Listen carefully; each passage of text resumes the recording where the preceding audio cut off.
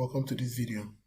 In this video we're going to download and install XAMPP, which is the software that is going to help us mimic the online server. Now there are different versions of this application. We have for Windows, Linux and for Mac users. So depending on which operating system you are running, just go right ahead and download the very first one. So for Windows users, download this one.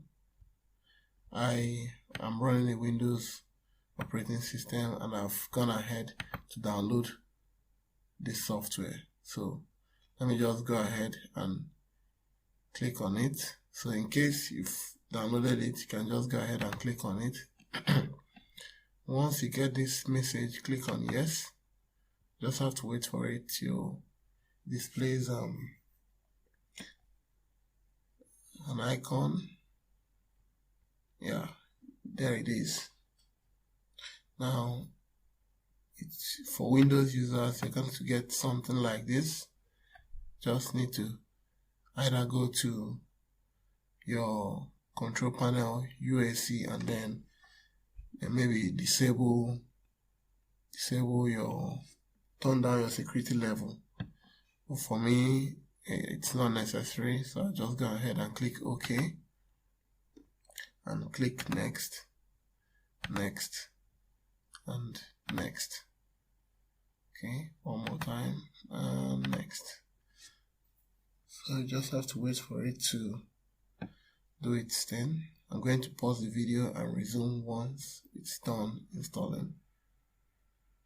So it's trying to visit the website. It's trying to open up my browser to visit the XAMPP website. Let me just pause the video and resume once the installation is complete. Okay guys, welcome back.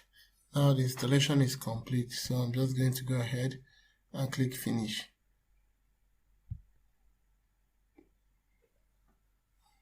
It's asking for a language. Yes, I speak English, so I'm just going to click on save.